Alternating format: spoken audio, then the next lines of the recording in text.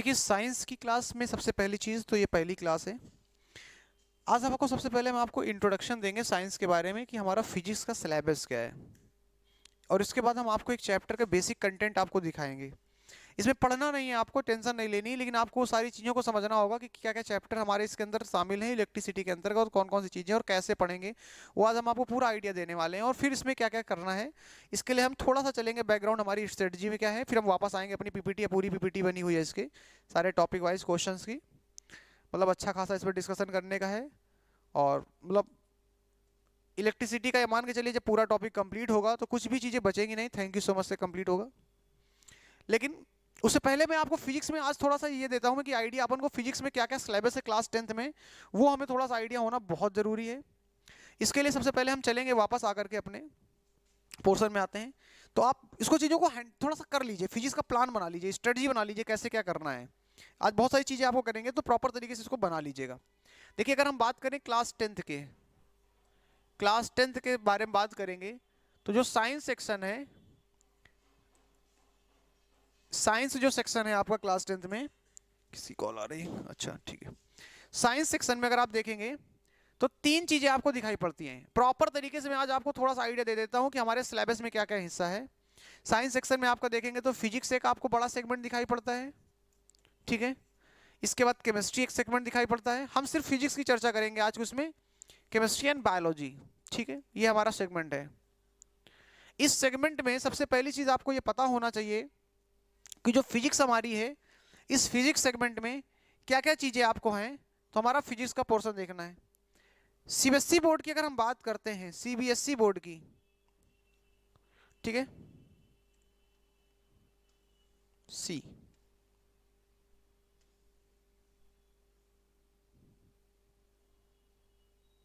सही तो लिखा था, सीबीएसई बोर्ड की बात करते हैं। तो सीबीएसई बोर्ड में फिजिक्स में 4 चैप्टर आपके आते हैं।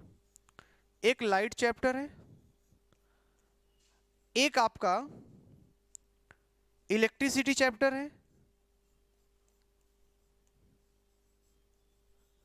एक चैप्टर आपका मैग्नेटिक इफेक्ट का है। सिंपल भाषा में बात करें भी हम सिर्फ magnetic effect of electric current topic एक दिया गया है, और एक चैप्टर आपका ह्यूमन आई का है, ह्यूमन आई का है, समझ लीजिए आसानी से। ये 4 चैप्टर आपके दिए गए फिजिक्स का, फिजिक्स से कंप्लीट हो जाएगी। यहीं पर अगर हम बात करते हैं आईसीएससी की,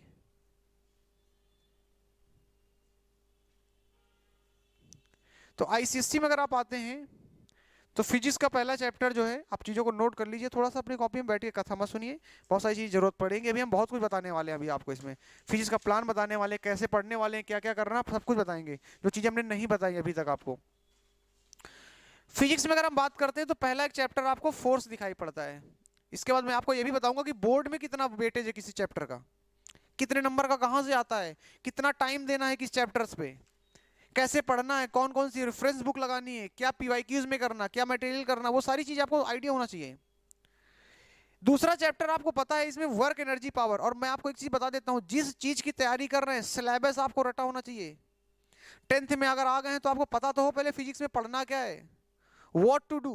बहुत ही सिंपल का फॉर्मूला होता है, एक होता है D is equal to D, इसका मतलब होता है direction is equal to destination.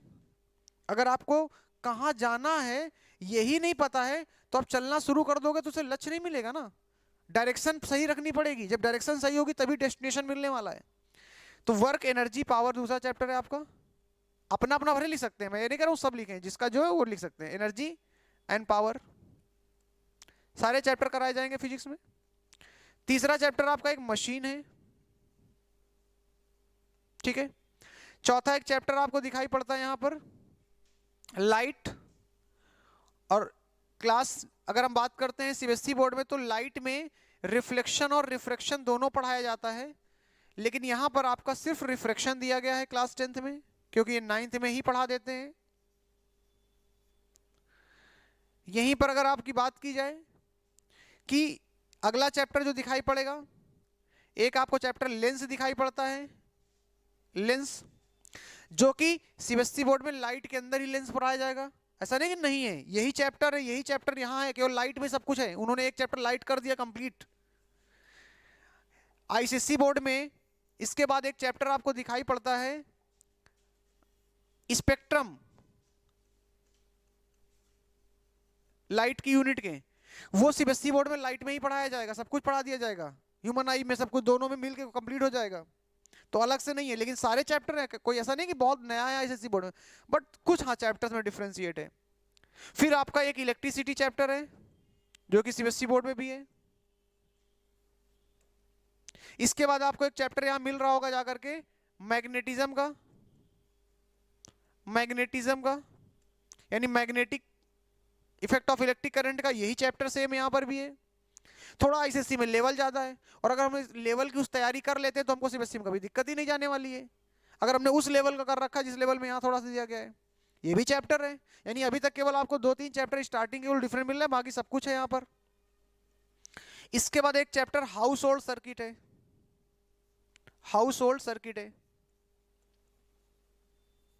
ठीक है। इसके बाद एक चैप्टर आपको यहीं पर दिया गया है साउंड, क्लास 10 में साउंड भी पढ़वाते हैं वो आपका। इसके बाद एक चैप्टर आपको यहीं पर दिया गया है वो आपका कैलोरीमेट्री, कैलोरीमेट्री। ये सीबीएसई बोर्ड में दोनों नहीं है, क्योंकि साउंड चैप्टर को क्लास 9th में ही पढ़वा देते हैं वो, कैलोरीमेट्री है नहीं। एंड एक चैप्टर आपको दिया गया यहां पर लास्ट में रेडियो एक्टिविटी, रेडियो एक्टिविटी, ठीक है। हम आपको सारी चीजें प्रोवाइड करेंगे, दोनों का इंफॉर्मेशन रहेगा, जिससे रिलेटेड जो होंगी वो चीजें उनके लिए फायदेमंद रहेगी। सीबीएसई में जैसे लाइट इलेक्ट्रिसिटी दोनों के लिए सेम है, सेम लेवल है, लाइट इलेक्ट्रिसिटी का पूरा सेम लेवल है, कोई चेंजमेंट नहीं है। मैग्नेटिक इफेक्ट भी वहां तक सेम है, और सब बस यहाँ थोड़ा सा लेवल उसके कंपेयर में यहाँ कुछ चीजें ज्यादा है। ह्यूमन आई, तो ये तो हमारा फिजिक्स का सिलेबस हो गया। अब अपन को क्या समझना है, अपन को बहुत इंपॉर्टेंट चीज समझनी है इसके बाद, ये समझना है कि यार पढ़ना कैसे है, चीजों क्या करना है। तो इसके लिए फिजिक्स में ध्यान रखिएगा। पहली चीज तो फिजिक्स में अभी अगर आप लेटेस्ट क्वेश्चन पेपर देख रहे हैं, अभी कुछ इस साल के या अभी के पेपर या पिछले साल का पेपर देखेंगे, तो फिजिक्स में पैटर्न बहुत चेंज हो रहा है।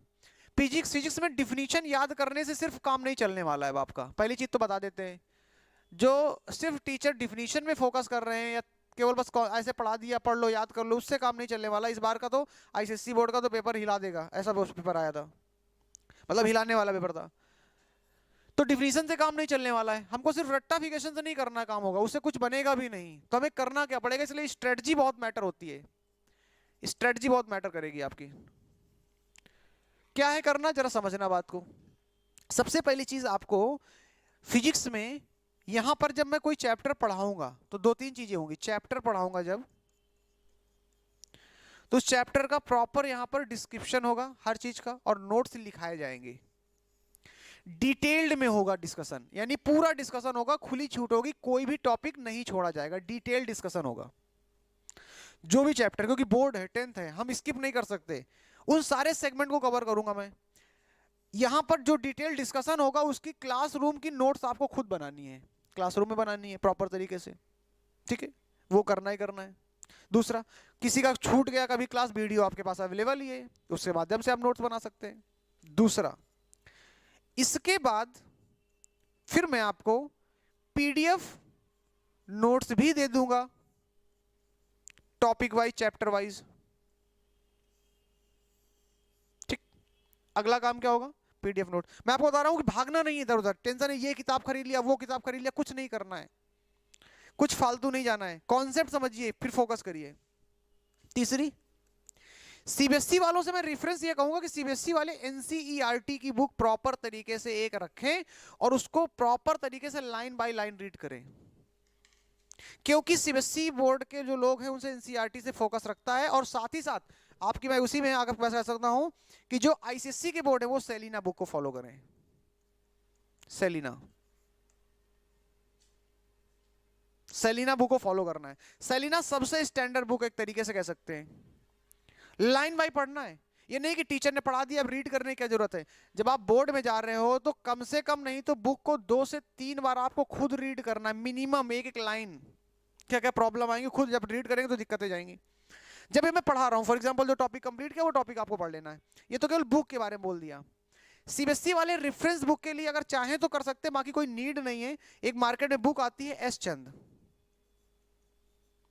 एस चंद की अच्छी बुक है, अन्य की तुलना में ठीक है, अन्य के कंपेयर में एस चंद अच्छी है, अगर आप लेना चाहें कोई दिक्कत नहीं है।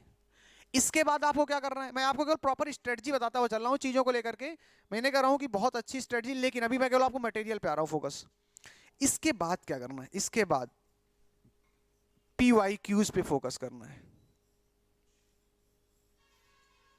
पीवाईक्यूज पे। लास्ट प्रीवियस ईयर्स में फॉर एग्जांपल हमने इलेक्ट्रिसिटी चैप्टर कंप्लीट किया। इलेक्ट्रिसिटी में लास्ट पिछले 5 सालों में, 6 सालों में, 10 सालों में जितने भी टाइप्स के क्वेश्चंस आए हैं उन सारे क्वेश्चंस का पोस्टमार्टम कर डालो। मतलब पोस्टमार्टम करने का सब कुछ देख डालो भैया, क्या क्या बन सकता है, क्या क्या क्वेश्चन सब लगा डालो। आधी चीजें तुमको ये क्लियर हो जाएंगी यार। जैसे मैं एग्जांपल के तौर पर बताता हूँ, इलेक्ट्रिसिटी है, मैं आपसे कहता हूँ इलेक्ट्रिसिटी से मात्र आया कितने नंबर का, 8 मार्क्स का आ रहा है। एग्जांपल जरा समझो, 8 मार्क्स का आ रहा है। अगर इलेक्ट्रिसिटी से 8 मार्क्स का आ रहा है, इतना बड़ा चैप्टर, सब कुछ तो नहीं आता होगा ना। 3 क्वेश्चन मैंने मान लिया आए, अब 3 क्वेश्चन कहां से आ रहे हैं ये आपको आइडिया लगाना है। ये अंडरस्टैंडिंग, इसलिए कुछ लड़के पढ़ते बहुत कम है लेकिन उनके नंबर बहुत ज्यादा है, क्योंकि उन्हें ये पता है कि पढ़ना क्या है। तो भैया आपको ये आइडिया होना बहुत जरूरी है कि वो 3 क्वेश्चन आ कहां से रहे हैं, पता कैसे चलेगा। इसके लिए हमें देखना पड़ेगा लास्ट ईयर का क्वेश्चन पेपर। हमने उठाया कि यार 3 क्वेश्चन ये टॉपिक से फंसे हैं, वो टॉपिक हमने आइडेंटिफाई कर लिया किताब में। फिर गए 2000 उसके पिछले वाला पीपी से पीएस देखा, तो वहां देखा ये 3 क्वेश्चन है, ये 2 टॉपिक और है, एक टॉपिक तो वही आ गया था रिपीट। फिर गए पीछे वाले में 3 क्वेश्चन आए, इस टॉपिक से आए, एक टॉपिक नया मिला, पता लगा 2 टॉपिक तो वही रिपीट कर रहे थे। पूरे बुक में ऐसे होंगे जिसमें से 7-8 ऐसे टॉपिक होते हैं, 8 ऐसे टॉपिक होंगे जो पूरे चैप्टर में इंपॉर्टेंट होते हैं, जहां से बोर्ड बनाता है क्वेश्चंस।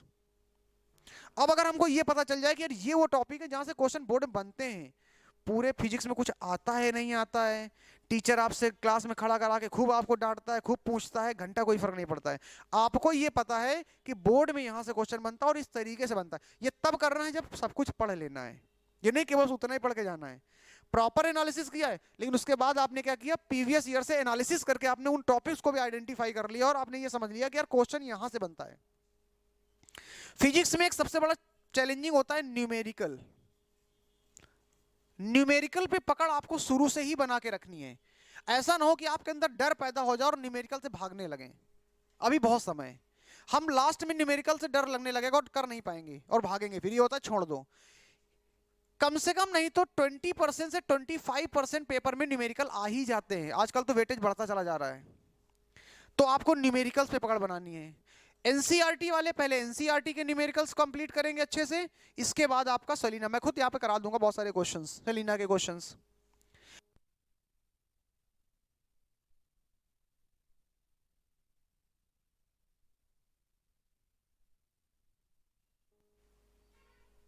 ठीक है, इसके बाद अगर आप आते हैं थोड़ा सा यहाँ पर, अब आपको क्या करना है, एक्स्ट्रा क्या करना है, एक्स्ट्रा ये करना है कि अब ये तो सब लड़का कर रहा होगा ना, ये तो सभी लोग कर रहे होंगे, तो आपको एक्स्ट्रा क्या करना है, एक्स्ट्रा आपको ये करना है कि अब आपको यहां पर मल्टीपल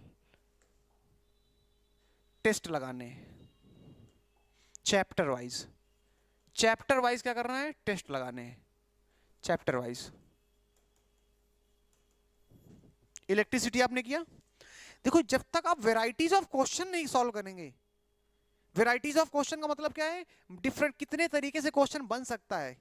फॉर एग्जाम्पल हमने अगर उठा लिया इलेक्ट्रिक चार्ज के बारे में, चार्ज क्या होता है, चार्ज की यूनिट क्या होती है, चार्ज कैसी क्वांटिटी होती है, चार्ज के टाइप क्या होते हैं, चार्ज की कैरेक्टरिस्टिक क्या होती हैं, चार्ज हो कैसे बिहेव करता है, चार्ज जब मूव करता है तो क्या होता है, चार्ज जब रेस्ट होता है तो क्या होता है, इलेक्ट्रिक फील्ड कैसे बनती है, सबको लिंक करके आना चाहिए चीजें। और जब ये सब चीजें लिंक करोगे तो इसके लिए वैराइटीज ऑफ, जब चैप्टर टेस्ट लगाओगे वहां सॉल्व करोगे तो वहां बहुत सारी चीजें आपको आइडिया मिलना चालू हो जाएगा। और एक सबसे इंपॉर्टेंट चीज आपको बताते हैं, कोई भी चीज हो